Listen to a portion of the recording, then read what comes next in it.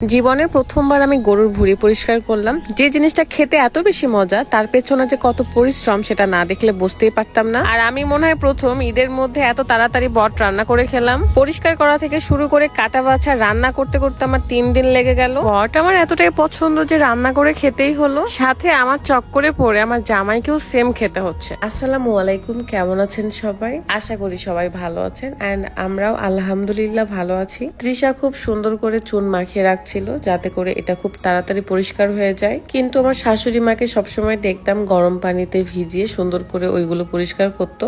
আপনারা কে কিভাবে পরিষ্কার করেন অবশ্যই কমেন্ট করবেন, চুন দিয়ে নাকি গরম পানি দিয়ে। তারপর এই ভুঁড়িগুলো কিভাবে পরিষ্কার করতে হয় জাস্ট একবার দেখাই দিয়েছে সবাই, তারপরে আমি সুন্দর করে পেরেছি। যেহেতু একটা গরুর পুরো ভুঁড়ি ছিল, তো সবাই মিলে না করলে কাজটা শেষ হচ্ছিল না, তাই আমিও লেগে পড়ি। সত্যি কথা বলতে বট আমার অনেক পছন্দ।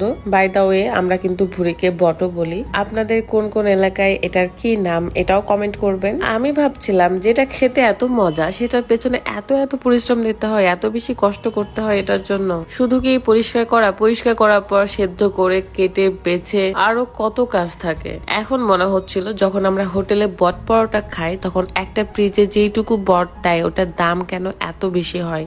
একটুখানি কথা বলতে চাই, যাদের গলায়, ঘাড়ে, হাতের কোনোই কিংবা পায়ের হাঁটুতে কালো দাগ রয়েছে কিংবা অন্যান্য জায়গায় কালো দাগ আছে, সেটাকে আপনি খুব সহজে দূর করতে পারেন বিউটি পার্লার ব্ল্যাক আউটে বডি লোশনের মাধ্যমে। কালো দাগ তো দূর করে, সাথে স্কিনকে অনেক বেশি ব্রাইট করে। Your solution house Facebook page থেকে এই ব্ল্যাক আউট বডি লোশনটি পেয়ে যাচ্ছেন, পেজটা ক্যাপশনে দেওয়া আছে। জীবনের প্রথমবার বলাতে হয়তো বা আপনারা অবাক হতে পারেন যে বিথি কি কখনো এই কাজ করেনি। না আপু, সত্যি আমি কখনো এই কাজগুলো করিনি, কিন্তু সেদ্ধ করার পর কাটা বাছা ওইটা আমি করতাম, ওইটা আমার ভীষণ ভালো লাগতো।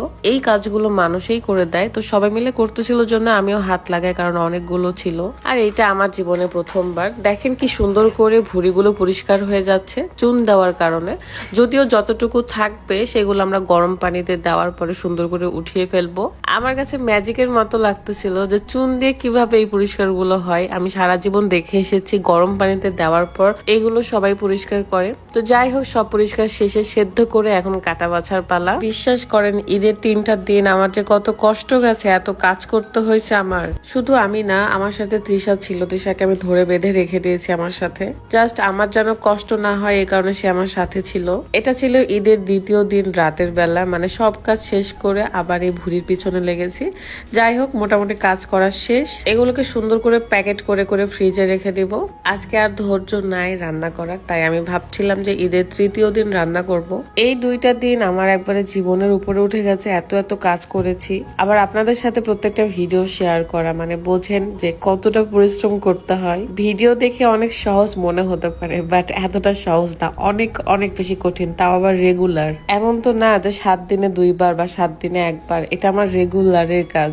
তো কাজও করতে হয়, আবার আপনাদের সাথে শেয়ারও করতে হয়। টাকা ইনকাম করা কি এতই সহজ? অনেক অনেক বেশি কঠিন। শখ করে 2-1বার করা এটা একটু আলাদা, বাট রেগুলার যখন আপনি একটা জিনিস নিয়ে কাজ করবেন তখন ওইটা একঘেয়েমি হয়ে যায়। কষ্ট না চাইলেও করতে হবে, অনেকটা সরকারি চাকরির মতো। রেগুলার আপনাকে হাজিরা দিতেই হবে। পরের দিন সন্ধ্যাবেলা আমি এই বটটা মাখিয়ে সুন্দর করে প্রেসার কুকারে দিলাম যাতে ভালো করে আরো সেদ্ধ হয়। আর একটু গরুর মাংসও রান্না করছি। 2টা দিন মেহমানদের ভর্তি আমাদের বাসা, তো রান্না বান্না শেষ করে এখন খাবো। নিচে মেহমান আর আমাদের প্রচন্ড ক্ষুধা লাগছে, তাই একটু একটু খাবার নিয়ে উপরে চলে আসছি খাওয়ার জন্য। আমার মতো কারা কারা বট পাগল আছে অবশ্যই কমেন্ট করবেন। আমি জাস্ট প্রেসার কুকারে 2 থেকে 3টা সিটি দিয়ে নিয়েছিলাম আর সুন্দর হয়ে সেদ্ধ হয়েছে। পরে আবার একটু জাল দিয়ে নিই। অনেকেই আছে ভুঁড়িটাকে হলুদ করার জন্য হলুদ দিয়ে সিদ্ধ করে, বাট আমরা আসলে দিতে ভুলে গেছি, যেটা সত্যি কথা। আর কত দিকে সামলাবো বলেন, আমার মাথাও ঠিক নাই। যাই হোক, ভালো থাকবেন, সুস্থ থাকবেন।